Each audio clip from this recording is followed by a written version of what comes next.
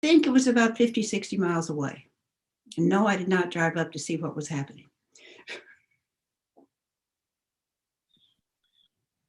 So how did the Friends of the Forum meeting go? Well, and that's all that I will say at 2 minutes till 10. It went well. This is Mark. Okay. No one's watching me do this. And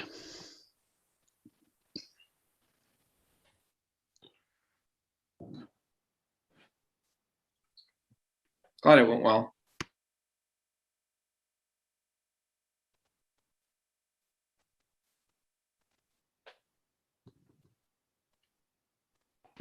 Craig Lubo is a pretty capable guy. I've worked with him on other nonprofits before.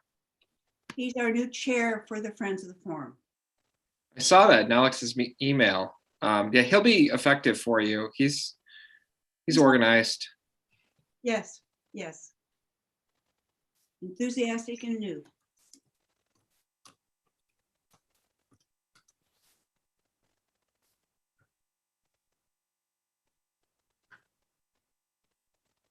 Looks like Don may have stolen the All Souls UU image. I'm not sure what's going on there. Today's the first day I've ever seen that blue screen for anyone like that. Well, this is Don. I don't have a camera on this computer, and besides, I'd have to comb my hair, you know, if I did have one. That's the logo for OBS Studio, which is a free program, which is excellent for recording things.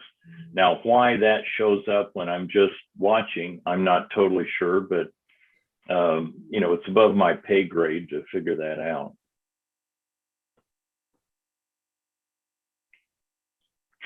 And Richard, I don't know if you know this, but we are in between AV people at the church currently. So we have some people filling in and helping behind the scenes, but if it feels a little unsmooth today, that's why. Yeah, no, I actually was informed of that Okay. by Andrea, I think. I think she had to do it one day and then Mark kind of stepped in or something like that. Right. And I think they may have a trainee on site kind of observing today. So We appreciate it, Mark. Immensely. oh, okay, I'm now off mute. Okay, thank you. You guys are live streaming now. Okay. And I will go back on mute and talk to Mika. And it's coming through. I see it on my screen. On my All right. YouTube. All right. Well, Heather, are you ready? I'm all Okay. set. Yeah. I'll start us off here, and then I'll introduce you. Hi, I'm Richard Thompson, and I'm a member of the All Souls Unitarian Universalist Forum Committee. I'm also a man of many bow ties. Now, in all seriousness, welcome to the All Souls Forum. Our mission is to provide a platform for the discussion of significant issues, especially those affecting ethical values in our contemporary world, and to promote critical thinking. In the time of COVID-19, we will be meeting online until it is safe to resume in-person services. We recognize the limitations of the Zoom platform. However, we are confident that we'll be able to provide quality programs. Today, it is my privilege and honor to introduce my cousin, Pulitzer Prize winning author, Heather Thompson, who will be talking about the Attica prison uprising and its implications for prison reform. When Heather's done, we'll do a short break and take up the collection, and then we'll move into our structured question and answer time. So with that, Heather, please take it away. Well, good morning, everybody. I'm so thrilled to be here, and it's good to see you, Richard, and everybody in your congregation. I hope you can hear me all right. I'm zooming in from Detroit, where it is snowing way too early. I'm used to snow in Kansas, but this early, I've seen it a few times, but usually not in Detroit. So we're gonna hope my internet holds out. And as I've already told Richard, we also have a squirrel in my house at the moment. So we have someone in the middle of all of this trying to catch a squirrel. So I apologize if it's a little bit chaotic, but I'm gonna hopefully be able to talk with you about Attica today. And I have a presentation just because I do think that it is easier to maybe to talk about this with some slides. This is an extraordinary story that, for good or ill, has a lot of really remarkable visuals that go with it. And I think what I would like to do is, if you'll just bear with me a minute, I'm going to share my screen so that I can go ahead and talk about this with you. Let's see if I'm going to be able to pull this off. Let's see. Can you all see this? Hopefully. Yep. Am I successfully sharing it? Okay, great. Now the question is, can I start? Why am I not able to get to the top of this? I'm sharing it, but I cannot get to the top of my screen where it says start my PowerPoint because I'm sharing it. Oh, there we go. Okay. Okay, great. So I'm going to talk to you just hopefully pretty briefly so that we have some time for some Q&A about the Attica uprising and why I'm going to try to make the case for you why I think it still really, really matters today. And as many of you know, this year is the 50th anniversary of this event. And this event, I really believe in my heart, is one of the most important uprisings for improving prison conditions. And sadly, one could argue that conditions in today's prisons are worse than they were in 1971. And that is it's a hard pill to swallow, and it's very difficult to understand why that could be. I just did a piece in Time magazine to try to explain this, but I hope that by laying out this story, maybe we'll get a better sense of how that could be by kind of beginning at the beginning. And the beginning is to really not just make sense of how we got here today, but also to make sense of why we needed, or why these men felt they needed to stand together back in 1971. First of all, just for a moment, to talk about where we are today. Just to be really clear, and I think your entire congregation already knows this, we now incarcerate more people than anywhere else on the globe, but not just that, we have one of the most racially disparate incarceration rates. This compares us, for example, to South Africa at the height of apartheid. To give you a sense of how racially disproportionate our incarceration rate is. It is not just racially disproportionate and out of whack with anything we've ever done before, but more importantly, we didn't have to do it this way. It doesn't work. We have one of the highest recidivism rates. And so it sort of behooves us, I think, to ask the question of why it is that we did it this way, how we got there. And again, I want to suggest that it all goes back to this moment in 1971. I'm going to just jump ahead here. Okay. One thing that you're going to notice about this graph really quickly about when it is that we start to get this massive buildup of the prison rate, you'll notice that it does start to build pretty noticeably after the 1960s, or at least that's what you'll hear from everybody. But if I could just zoom in on this graph, which I really can't do, you would see that it very specifically goes up after about 1972. And that's because what happens at Attica is actually pretty ground zero for this, what we're going to call the punitive turn that we take as a country. So again, I'm just kind of, giving you the teaser, the enticement for why it is that I think that Attica is really critical to this story. Okay. Oops. All right, so this is the book that I wrote about it. The book that I wrote took about 13 years, and not because not because I type too slowly, which is what they asked me on the Daily Show. Is this because you type so slowly? No, it's because the state of New York basically made sure that the records to this are completely off limits. And I didn't understand why. Well, it turns out that it's because what happened at Attica is a story that really nobody wants you to know. That sounds really conspiratorial, and historians are not conspiratorial by nature. It turns out they don't want you to know it because what happened there was really horrific, and the state of New York took great pains, frankly, to cover it up. I didn't even know this when I began the project, and we can talk later about the beginning of the project and the process of research, because that's a story unto itself. Okay, but let's just start back at the beginning. This is Attica. This is Attica, a huge, huge maximum security facility in upstate New York. This is a facility that was built during the Great Depression. And by the way, it still exists.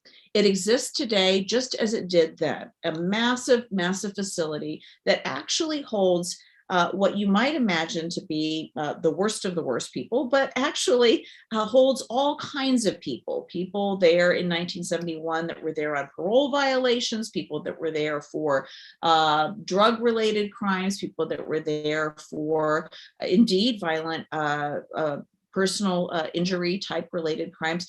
But this facility is in the middle of nowhere. It lies way upstate New York, off the New York State Thruway, and sits amidst this bucolic environment that if you didn't know better, you'd be leaving this little tiny town, farms, cows in the pasture, and then this huge fortress. And it looked in 1971 exactly as it did in the Depression. It looks that way today, still an operational facility. In 1971, it is filled with all kinds of men, by the way, filled to the brim from New York, the boroughs of New York City, on the one hand, overwhelmingly Black and brown men, but not exclusively. And also on the left, these white guys from upstate New York, not particularly well trained, people that had no other job opportunities except for to work in the prison.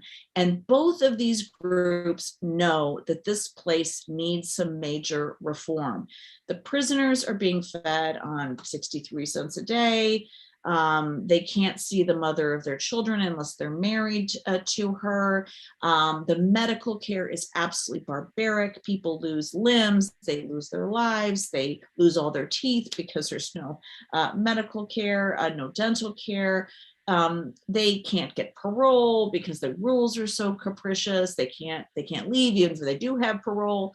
The guards know it's terrible because their hours are too long. They're not trained well. The entire environment is scary, unsafe, and everyone understands that something has to happen or the thing will explode. They all tell everybody this. The prisoners write letters to their state senator. They beg for some kind of change. They're not begging to get out. They're not begging for anything particularly radical. They're begging for some basic reforms. Same thing with the guards. They're telling their union representatives, we need some basic improvements. Interestingly, on the day that this prison is going to erupt, the guards are in a meeting with their union rep saying exactly this. But nobody does anything. And on September 9th, the entire prison erupts. And if you look at the picture on the upper left, some of these extraordinary pictures, this is actually taken in Attica's D yard, where everybody will eventually move after the whole thing begins. It begins in a facility that is, 4 major cell blocks. It's not planned. The first minutes are completely frightening, chaotic. One of the guards in the middle of the nerve center of the prison is overrun. A gate comes down because of a faulty weld. He's overrun. He gets severely injured, although the prisoners try to carry him out to get medical care. He's very badly injured. It's scary for everybody. It all happens actually because the prison administration makes a pretty bad decision to lock everybody in this particular area. Nobody knows what's going on. Needless to say, wasn't planned, could have been avoided, but there you have it. It's going on. And thankfully, cooler heads prevail among the prisoners, and they move everybody out into one of the central yards, D yard. And then something remarkable begins, one of the most really extraordinary experiments in participatory democracy that anyone had seen. They set up a medical tent. This is what you see on the lower right. They set up a food distribution tent. They have a whole negotiating table where they elect people to represent them out of each of the cell blocks. They call in the media because they don't trust that the state will negotiate with them in good faith. They see this as an opportunity to bring the nation inside, see what conditions are really like, because of course, then like today, nobody can get inside. No one sees what their tax dollars pay for. And so this all begins this extraordinary moment of negotiation. They also, what is really extraordinary, they also have hostages to make sure the state negotiates in good faith, but they protect them. They surround them with two rings of the Muslim prisoners to make sure that the hostages are protected, fed before everybody else. They get the mattresses and so forth, and they get the injured hostages out of the prison. They bring in some high-profile observers. On the left, you see Tom Wicker from the New York Times. You see famed civil rights lawyer Bill Kunstler. You see Attica, Amsterdam News publisher Clarence Jones. These guys are there because they're there to oversee things, make sure that the state negotiates in good faith. And the state puts its own people on this observing committee to make sure that its interests are represented. And so negotiations begin for 4 long days and long nights. And that's what you see in the upper right-hand corner. You see this man there, Russell Oswald. He's the commissioner of corrections. He's actually in D yard negotiating with these men. And I want to call your attention in that photograph. Do you see the guy with the tall, skinny guy with the granny glasses? They called them back then. We'll call your attention to him. His name is Elliot Barkley. You'll hear about him again in a minute. You see the guy with the sunglasses. His name was Big Black, and he was the head of security in the yard. You'll hear about him again. But these guys are all negotiating. What do they want? They want better food. They want better medical care. They want some pretty fundamental things. And this is going on 4 days, 4 long nights, and they're getting somewhere. They actually get 28 out of the 32 demands that they're making, 33 demands. It looks good. But meanwhile, outside of the prison, the same 4 days, 4 nights is amassing every single state trooper in the entire state of New York. They are all descending on this same tiny town in upstate New York. And they're showing up and they are itching to get into this prison. And they are being fed on a diet of innuendo and rumor, by the way, fed to them by none other than the FBI, who I got to see. I finally got the documents, is on the scene, sowing rumors. They are telling these guys that inside of the prison, there are prisoners who are forcing, for example, the hostages to stand at attention, and that if they should not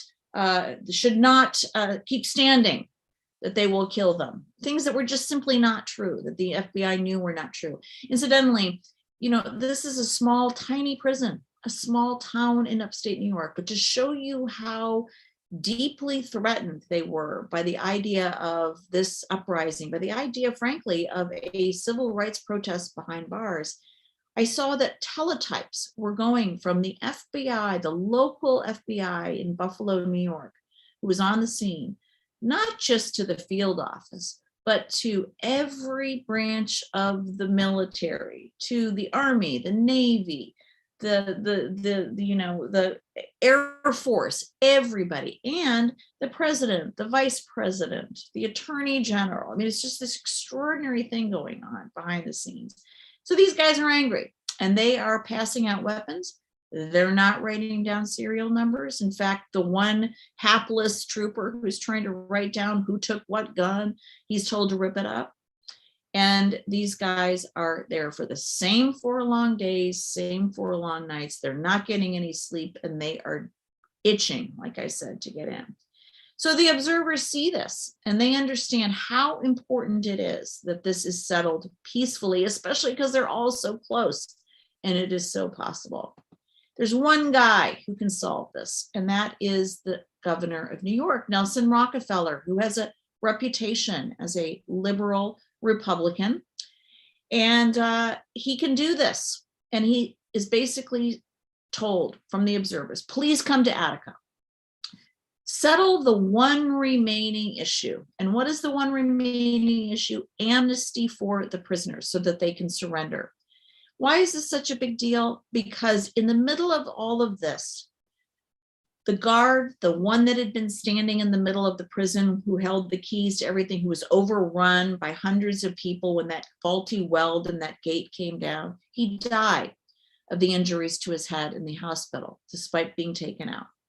And once that happened, everybody in that prison was on the hook for what they call felony murder. Whether or not they actually did anything, just by their proximity, they could be responsible for it. And the men inside were terrified of that. They were also terrified of the physical reprisals that they might suffer if these troopers came in, if anyone came in, and they wanted amnesty. They wanted to know that if they could surrender, that the demands that they had negotiated for prison reform would stay, and that they could surrender with dignity, and the hostages would be released safely. Well, the governor said no way to amnesty. By the way, with his own employees in there, his own state employees. And so basically the observers beg him, please, if you cannot give amnesty, just come to Attica, just come. And just say that you will endorse their ability to surrender and not be harmed. You don't have to go in. You don't have to go in the yard. You don't even have to see any prisoners in person. Just stand out in front of that prison and tell them that they can surrender. Endorse them. You're the man. You can do this. And he says no. And so then they issue a public appeal, and they say basically these words that you're reading right here. And they make very, very clear that if the governor does not come, there will be a massacre. And they mince no words about this, because they can see what even the prisoners cannot see, which is, again, this passing out of an extraordinary amount of weapons. Now, I happen to know, because I happened upon a cache of records that nobody knew were there, and it's a whole nother long story. I happen to know that they had no intention of actually settling this. And I knew this, 45 years or 40 years after the fact. And every survivor at Attica lived with a lifetime of guilt for not having been able to stop what is about ready to occur. I now know that they probably couldn't have stopped it. But they did not know that. And what the reality was, is this man and his administration was determined to go into this prison with force. And on the 5th morning of this uprising, the men are getting up. It's rainy, it's cold, it's a morning very similar to my achy morning here in Detroit. And they are outside in the yard, and they think negotiations are still in process. And as happened every morning, the state officials come to the gate at a gate, and they say the same thing they said every morning. Okay, we're done. Surrender the hostages. It's time to let them go. It's over. Come on, it's done. And just like every morning, these guys say, nope, we're gonna, well, sure, we'll take it. We'll give a vote, but no, we want negotiations to continue. What I now saw was the document that said, basically, do not give these guys an ultimatum. And for years and years and years, the American public was told that, basically that they had been given a choice to surrender or not before they went in. But now we know that actually they were told they were not given an ultimatum. So these guys go, they take a vote, and everybody says, no, we prefer negotiations to continue because they're so close. So they go back, they take the vote, everybody says no. And then they hear a helicopter go over, and they're so naive.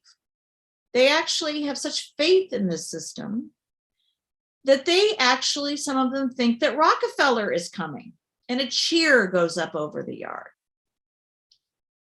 But then they realize that there's no more troopers up on the roof looking down at them with sharpshooter rifles. And the observers have not come back this morning. And then they start to get very nervous, and panic actually sets in. And then they implement a plan that they had talked about, perhaps actually a very, very ill-fated plan, which is that they are going to take the hostages up to the roof. Let me go back up here, sorry, up to the roof. And they're going to surround several of the hostages with some men, they're up here, with some men that are going to look like they're executioners with these homemade knives. And they're going to hope that nobody's going to come in, because then they'd be killing their own employees. And this is their last ditched attempt to keep the state out. And the hostages knew of this plan. And of course, they're scared to death because they're not sure they can trust the prisoners, of course. They're also beginning to worry that their lives don't matter even to the governor. They've already had the media come in. The hostages have begged Rockefeller to come. The hostages have said, please do what these guys want. The demands are reasonable. And Rockefeller has not come. They have not settled this peacefully. And so in the book, for example, I take you up onto this catwalk, and you will be up there with the hostage, Mike Smith, the guard. And he's up there with Don Noble, a prisoner. They'd worked together in the metal shop. And they're up there, and they are terrified. And they are sharing particulars with each other of their families. Mike is saying to Don, if I don't get out of here, in my back pocket, I have a letter to my wife, Sharon. Can you make sure that she gets it? Tell her I love her. I can't believe it's come to this. And Don is doing the same. And they are so afraid. I mean, they're trembling. And right at that moment, another huge helicopter looms over this facility. And the way Mike describes it, this helicopter is so large and so close, you can feel the concussion in your chest of the blades. And right at that moment, this helicopter starts dropping canisters of CS and CN gas, tear gas. But in a way, it's a bit of a misnomer, because this is not really a gas as in a cloud, as in just in the air. It's actually a powder.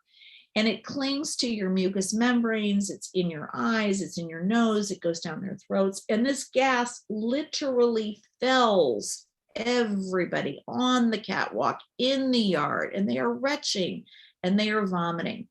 And it is at that moment that then they send in an armed assault.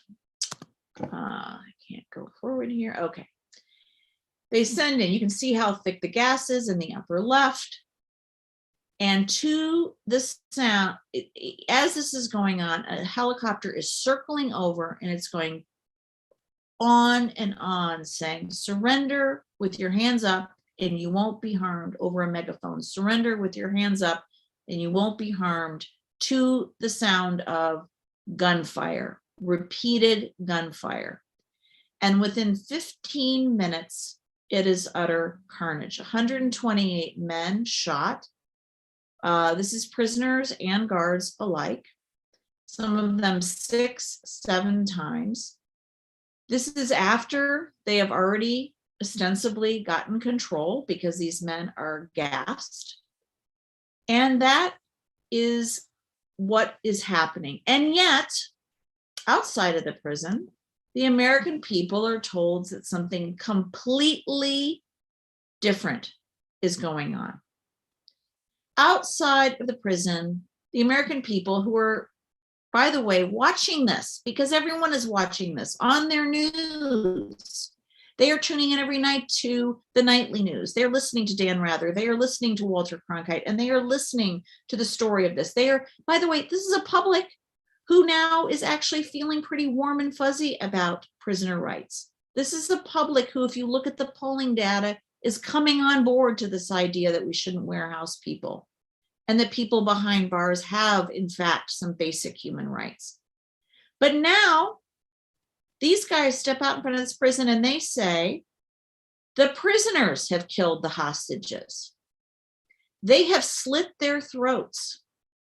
And not only that, they have actually castrated one of the hostages and they've shoved his testicles in his mouth.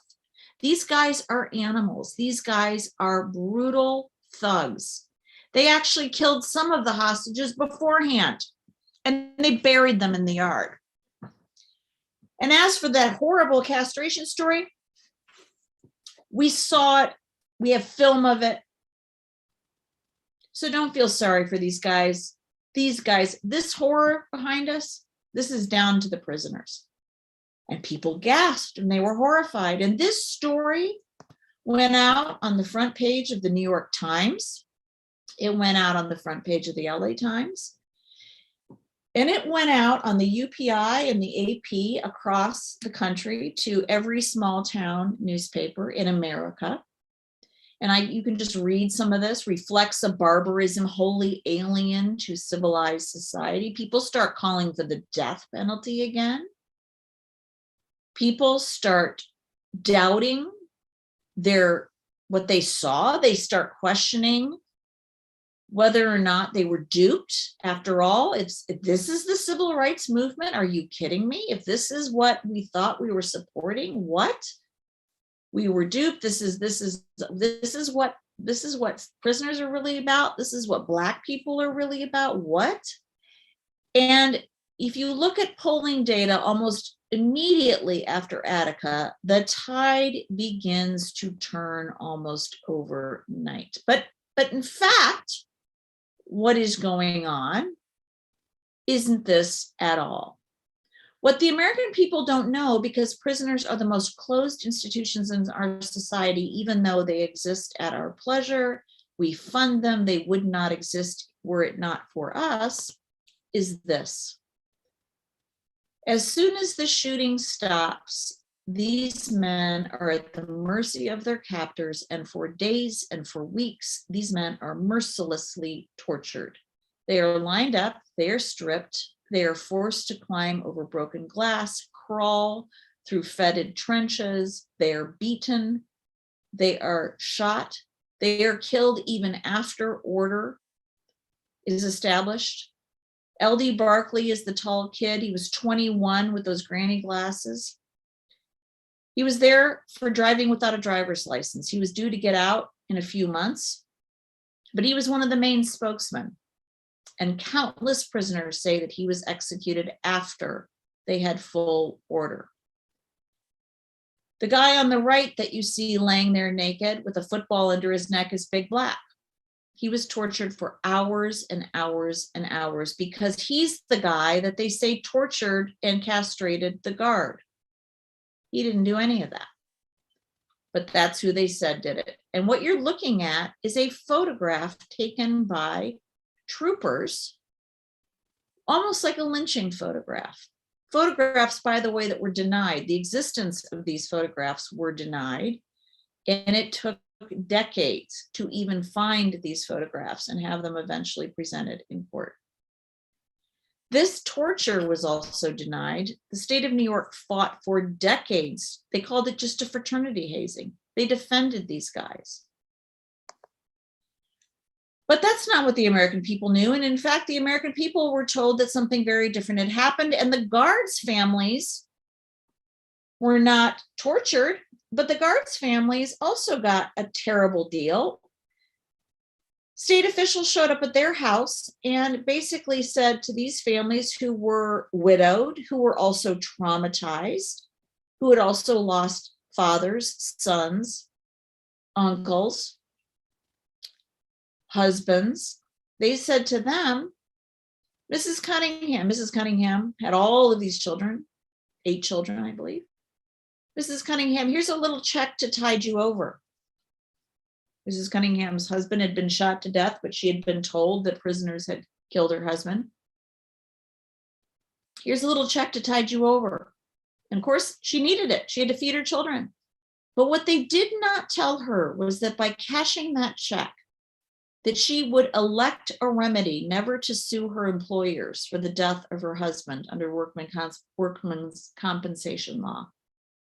And as my book showed, they did that deliberately. And there was only one widow that did not cash that check. And years later, she was able to sue the state for $5 million because she had the foresight to not cash that check. And in that case, in a remarkable case, the state spent literally weeks and weeks combing, looking for that canceled check because they wanted to prove that she had, in fact, cashed that check. So they're swindled. The prisoners are tortured. But meanwhile, there's an investigation set up. There's a citizens commission, a really remarkable citizens commission, the Mckay Commission. But of course, they can't find out fully what's going on. Because what they didn't know, which we find out years later, is that there was a full cover-up. So they couldn't figure it out. We now know that while this is going on, meanwhile, the governor is putting the same police officers who had retaken the prison in charge of investigating what had happened at Attica. He starts his own investigation. And there's congressional hearings, but they can't figure out fully what's going on. There's a Justice Department investigation, a civil rights investigation. By the way, they never file one. I mean, they never find anything. There is nothing.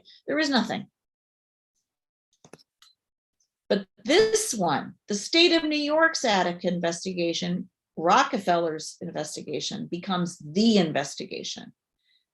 The troopers investigate themselves. And lo and behold, who gets indicted? Not a single trooper, but 62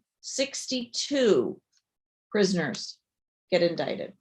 So now, not only is the American public told that the prisoners are responsible for the murders, but they're now paraded in front of the American public for the next years in and out of courtrooms as responsible for all the blood and guts that gets spilled at Attica, just reinforcing this idea that we got to get tough on crime. We need the death penalty. We need all this stuff.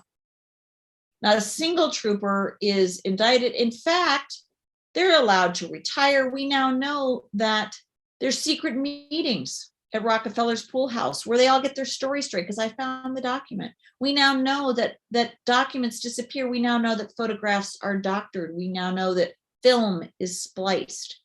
We now know that documents are burned in the fireplace of high-ranking members of the New York State Police.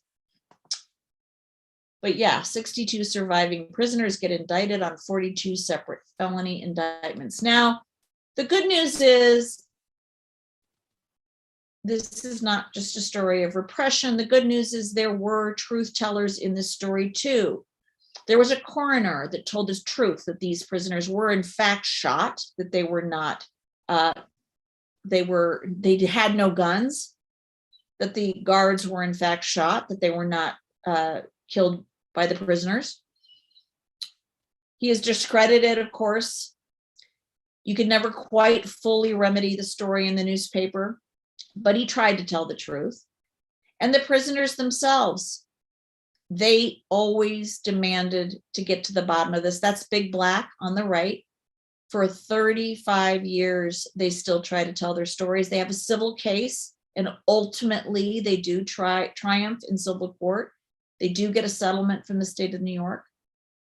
State of New York never does say it's sorry, never does admit culpability, but at least they get some money.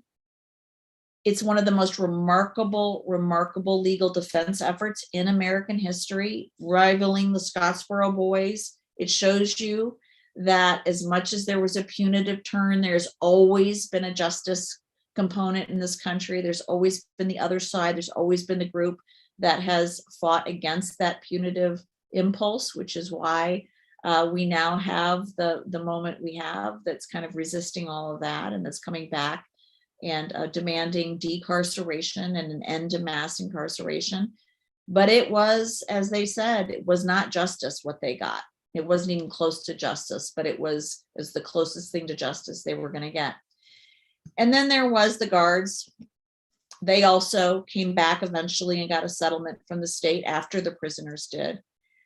But I tell you the story, and I want to open it now for as many questions as you might have, because this story is one of many stories of what happens in the 1960s, of moments of civil rights protest, whether it was Kent State, whether it was Attica, whether it was the Democratic Convention in 1968, whether it was the Orangeburg Massacre, whether it was Kent State, Jackson State, Wounded Knee. I mean, there was just so many. Every civil uprising from Detroit in 1967, Chicago, Newark, Philadelphia in 1964, Rochester 1964. In every one of these moments of participatory democracy, where people in the communities were trying to push our democracy to be more egalitarian, to deliver on its promise of equality and justice for all Americans, to actually deliver on what it said it was about, which was actual equality under the law, actual equality in accommodation, actual, enough money to, actually live, fair wages, you name it, equality between men and women. Every time there was one of these episodes where people protested to get those things, where people actually took to the streets and protested, they didn't have guns. The preponderance of the violence in every one of those episodes was state violence. Sure, there was property damage. Yes, windows were smashed. Yes, people got unruly. Yes, there was yelling. Yes, there was shop windows broken into. And yes, there was looting when poor people were in the streets and finally saw the wealth and anger erupted. But the preponderance of the murder, the death, the absolute preponderance of the physical harm and violence was state violence. And yet we come out of the 1960s and 70s with this idea that poor people are violent, hippies are violent, prisoners are violent, feminists are violent, protesters are violent. And we need more police. We need more armaments. We need a more militarized police. We need more laws that protect police shooters. We need fewer civil liberties, not more. We need less welfare, not more. We need more of a death penalty, not less. And the only way we can understand that is to understand that all of those stories were spun in a way that was inaccurate, that we got our history wrong, that we got stories like Attica completely bass-backwards, as we did, actually, Kent State, as we did Chicago 68, as we did all of these stories. So the history matters a great deal. And interesting, and I'll leave you with this thought, when we had George Floyd's summer recently, and actually lots of the protests leading up to it, I can't tell you how many calls I got from reporters.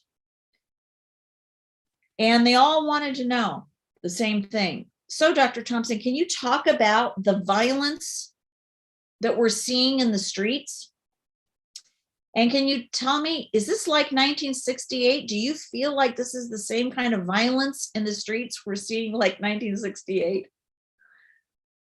And I would shake my head and I would say, it's just so extraordinary to me that these are the questions that you are asking me. And I would say this to the reporters. And I would say, are you talking about the violence of the police officers that created the situation that brought out the many, many thousands of mothers and fathers and children, Black, white, brown, multi-generational, that has brought out more people in the streets to demand a just justice system? Or are you talking about the killings that brought them out there in the first place? What violence are you talking about? Are you talking about the windows that got smashed out in Target, or are you talking about the violence that brought them out there in the first place? What violence are we talking about here?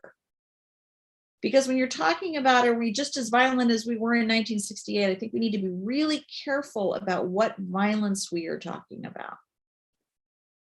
So let us think about the importance of history when we start thinking about protest and violence and the state and all of these kinds of things, and why Attica may matter as we now go forward into this next epoch, this next post-Zoom, this post-COVID epoch, where yes, we are having a real crisis again. Violence is going up again. Crime is going up again. But now we've got 1.8 million people in prison. So what's going to be the solution? Are we going to put even more people in prison? Is that going to be our response to this particular moment? Or are we going to really finally once and for all kind of rethink all this? So that's why I think Attica matters. That's why this is a great time to be talking about this. So thank you. Thank you for that wonderful presentation, Heather. Right now, we're going to take an extremely brief break and take up the collection. We'll get that extraordinarily handsome young man up there to tell us how to do that. While they're getting the video up, I want to let everyone know that our speaker next week will be Stacey Johnson Cosby, who will be speaking about the housing crisis in the U.S.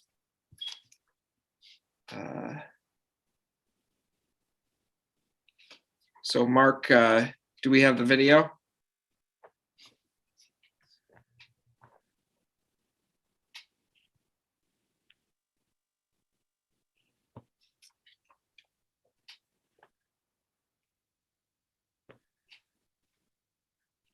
Renee, has he stepped away maybe?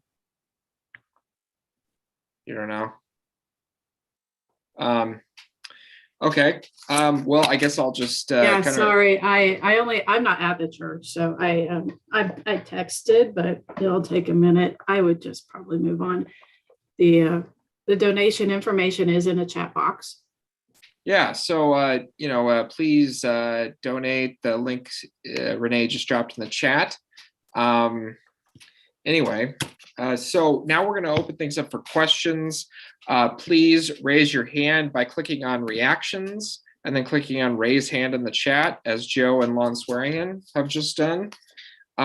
Please, no speeches. And if you have a statement to make, try to frame it as a question. If you absolutely cannot, though, just make it really brief. Okay, so I'm going to start things off. Heather, what do you think about the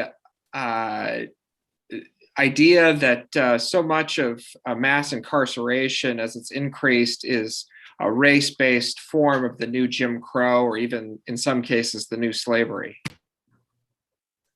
It's a great question. I mean, there's no question in my mind that there are certainly connections too. It's not coincidental that we have a long history in this country with enslavement. There's no question that having had slavery in this country has set up a situation in this country where injustice is exacerbated by the fact that anyone of African descent is already going to be targeted much more for criminalization. But unfortunately, if you look around the globe, disproportionality in criminalization, whether it's the criminalization of immigrants, whether it is the criminalization of Blackness and brownness in general, does not depend upon having a history with enslavement in your country. And there's also a criminalization of poverty, a criminalization of race that is so deeply intertwined. And there's also so yes, it's a criminalization of the poverty line, the color line, And so there's no question it's tied to enslavement, but I hesitate to just draw the linear line, because one of the problems with doing that is it also does not explain how we are also criminalizing, or white people, and also how we're criminalizing Native populations. I think that history dates less to the Jim Crow slave South and dates more to what we call settler colonialism, the elimination and genocide of, indigenous populations in this country, even before the advent of chattel slavery here. So I think there's a lot of paths to criminalization in this country and in multiple countries. But bottom line, white supremacy is the unifying factor to all of it. And the protection of property and the protection of white supremacy is the unifying factor to all of it, even though there's multiple origin stories. Thank you. I see Craig Lubo has dropped about a half dozen questions in the chat. I'm going to ask one of them. Craig's my friend, I'm just teasing him. Are the conditions that at Attica at the time, and possibly even now, typical of what exists in most prisons in the country? Sadly, yes. Attica is a very old prison, very old. And there are many archaic old prisons in Attica, in the United States, that share with Attica those kinds of problems. But unfortunately, even if prisons are brand spanking new, like, for example, the modern supermax prisons, those are absolutely horrific institutions as well. And so really, they are all brutal institutions. And one way to think about it, just to be as blunt and clear as I can, is these institutions are premised on the idea that to make society safer, you are putting a human being in a cage. There's no other way to gloss it over. There's no other way to say it. That is what it is. And that is what it is. And the alternative to that does not mean don't do anything, or to coddle people who harm other people, or to pretend that harm doesn't exist, or to pretend that, there are no other ways of handling this. But whether it is an archaic institution or whether it's a brand spanking new institution, the premise of the institution is that you will somehow get a good outcome by putting a human being in a cage. And there is no way to spin that at the end of the day. So even if you give them a decent meal, or you have a good, maybe there's a good, a good thing going on at a certain day, the bottom line is it's not a normal way to socialize somebody and to make them better. Thank you. I see Lon Swearingen's hand. Go ahead, Lon.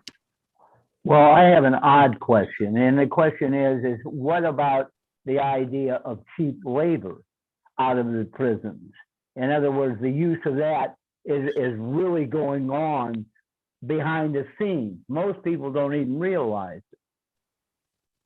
That's a hugely important thing as well. There's a lot of debate in this country about whether or not prison labor matters. And by that, I mean, does it really impact our economy or doesn't it? And frankly, academics such as myself debate one another about whether or not prison labor matters to the economy. Is it insignificant? Is it important? And the other debate that goes on is whether or not prisoners themselves, the incarcerated themselves, want prison labor. And I will just tell you two things. First of all, incarcerated people do want prison labor because, well, let's be clear, being inside of a cage all day is a horrific thing, and people do want the opportunity to get out of the cage and learn a skill.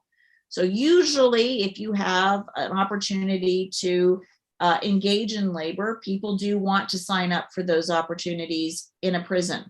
However, the issue here is not, the problem here is not labor itself.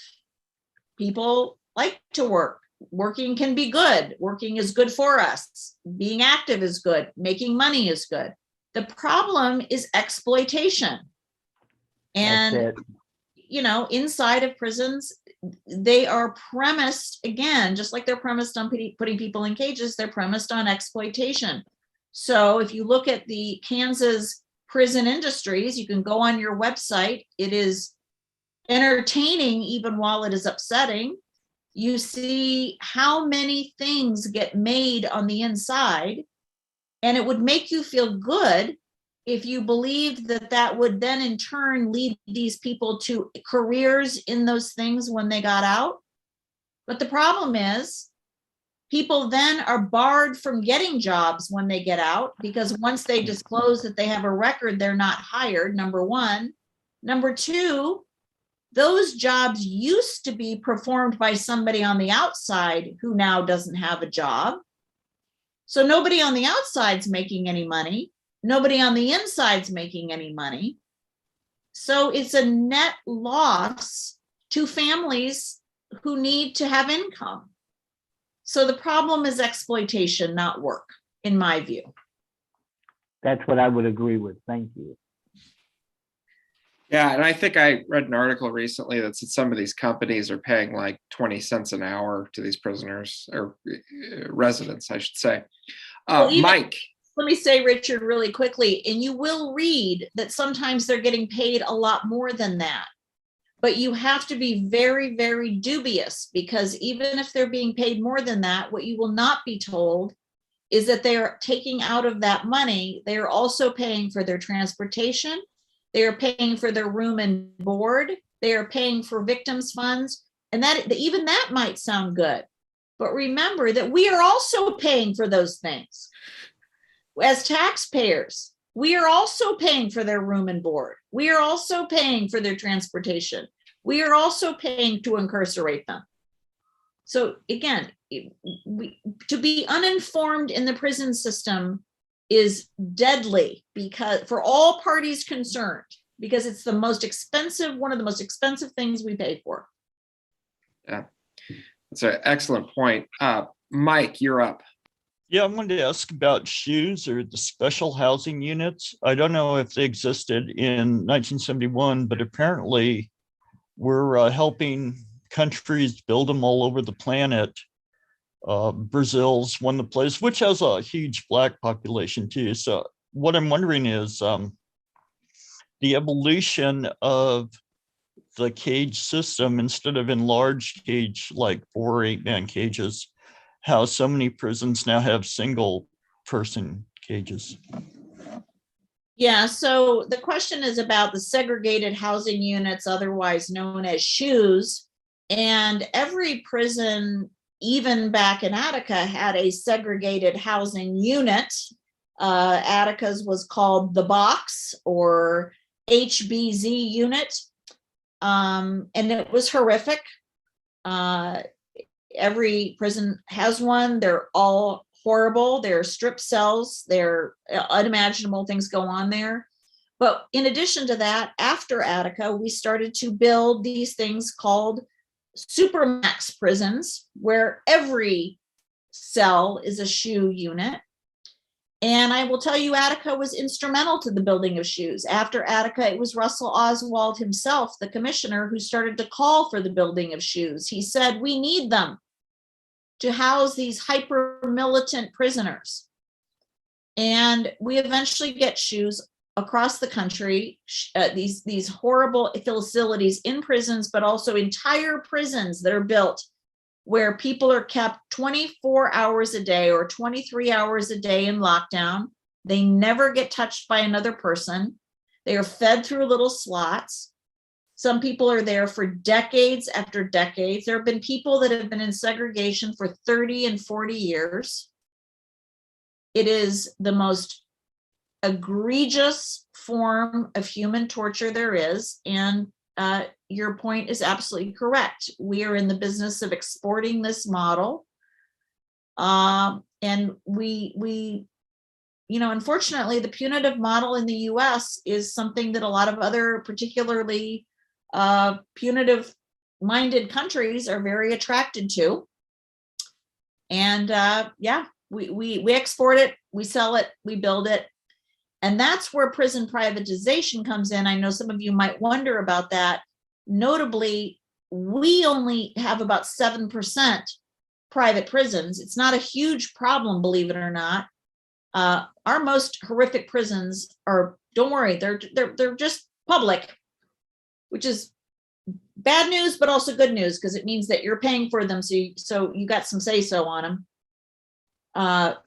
But the privatization is this issue of where we're exporting it, and also immigration detention. Those are overwhelmingly private.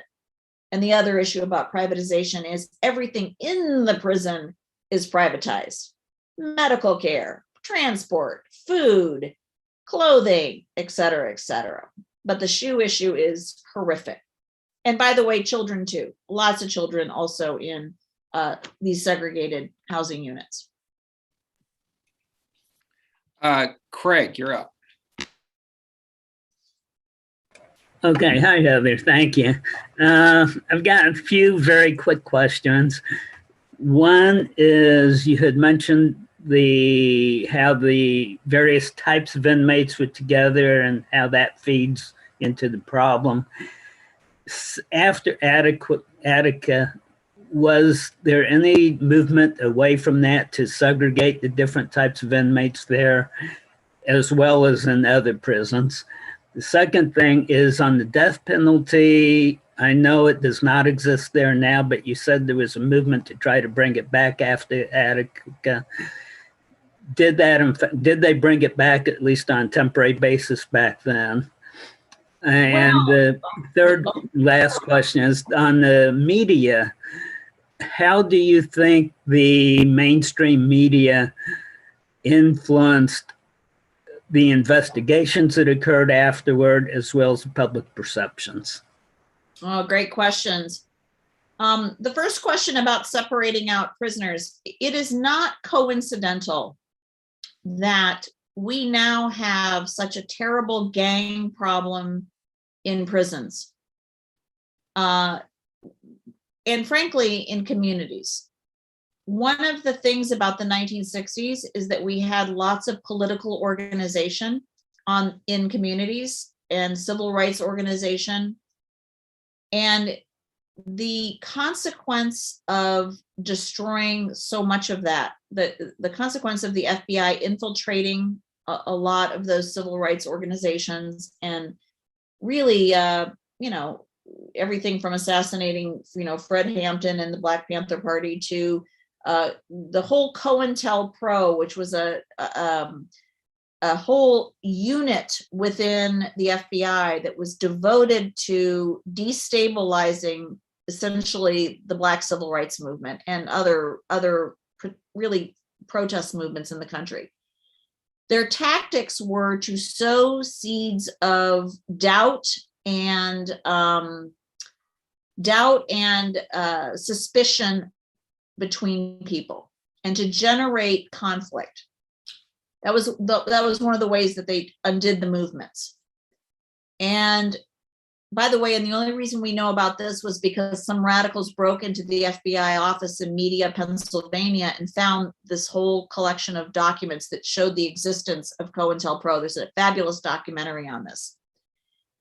And because of that, in the wake of breaking up all this kind of positive energy activism inside of prisons and also inside of communities, gangs flourished. And now inside of prisons, gangs are very much broken up along racial lines, right? And also in communities. And the gang problem in certain prison systems, particularly in California, is horrific. And prisoners are separated by race. And the guards, in a way, the prison system has created a problem that is now bigger than it can control. So that does come after Attica. And it's a serious problem that it has created, that the prison administration itself has created. And arguably the FBI has created on the ground in communities that it also cannot control, although it does tend to exacerbate it still on the ground a great deal. The other question, a death penalty. The death penalty was, of course, there was a moratorium on the death penalty nationally. After Attica, it gets lifted. The death penalty returns nationally. And while certain states don't reinstitute it, plenty of them do. And of course, we're still living with that today. The death penalty is alive and well in many states, and that is after Attica, whereas there is a national moratorium that had existed before then. And I'm sorry, the final question was?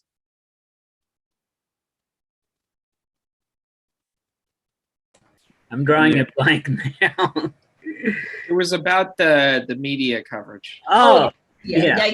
No, the media, I mean, look, there's just no question. It's just that you just think about the example I gave you about my questions about 1968. I mean, you know, the media takes whatever, and I love journalists, and journalists are my favorite human beings on the planet, because thank God for them, and thank God for them asking the hard questions. But for too often, the media just accepts what government officials say to them, but most importantly, prison officials. So anytime that there's a prison uprising and the prison officials step out in front of the prison and say, this is what happened, they say, okay, and they print it. But when it comes to a prison, you can never believe what is told to you by the prison officials. That is like, you know, the wolves guarding the hen house, telling you what just happened to all the poultry. No, you got to go inside the hen house and ask the actual people that still have some feathers on them what happened. I mean, you know, literally, you cannot ask these people what happened. They're not to be trusted. And that's what the media does. So as long as they're asking until they go inside, you cannot trust a single thing that the media says about what happens inside of a prison. There's a few of us that don't trust anything the government says at the other end.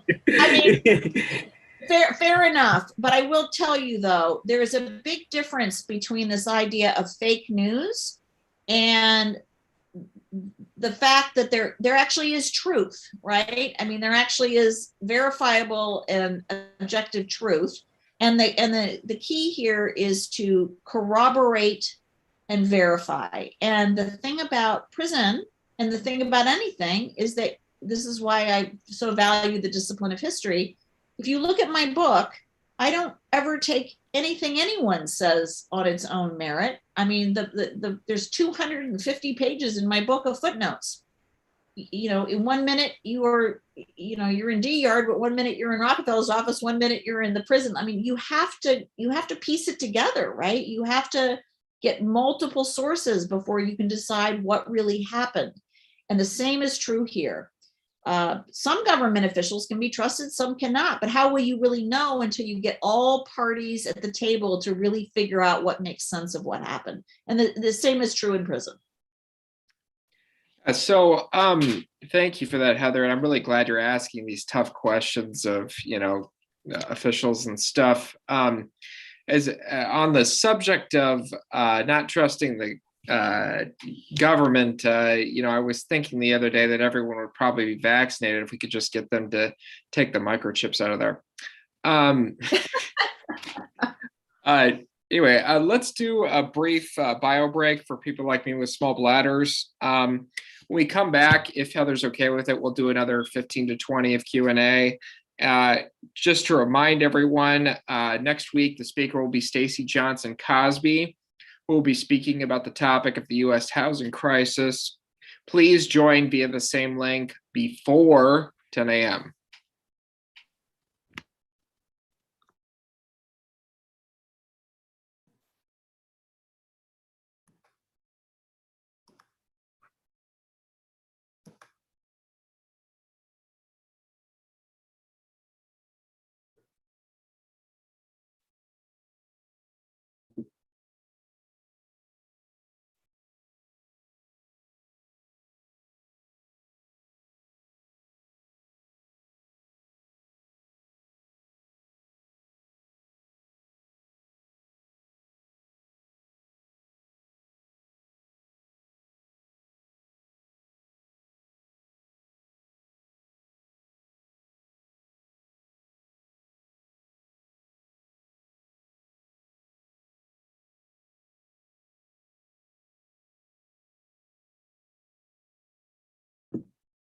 Oh, Craig, your hand's still up.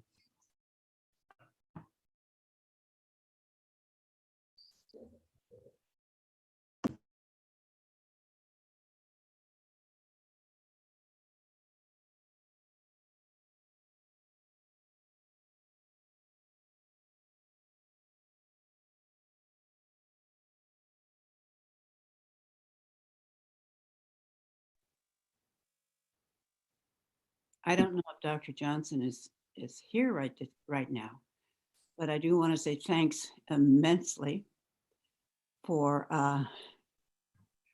bringing back a plethora of memories and experiences and passionate thoughts. Well, it looks like Attica is close to Buffalo, like 30 miles or so. So it's quite a ways further from Albany. You said you were in Albany back then? I was in Albany, but I wasn't all that familiar with geography yet. I had been Kansas all my life. And at that point, it felt like it was pretty close. Well, the funny thing from what I've read is 1 in 25 or 4% of all the prisoners in America at the time were in Attica. Because Wow. that 2,000 out of 50,000 people stayed in federal prisons. I mean, that's a huge chunk just in that one prison.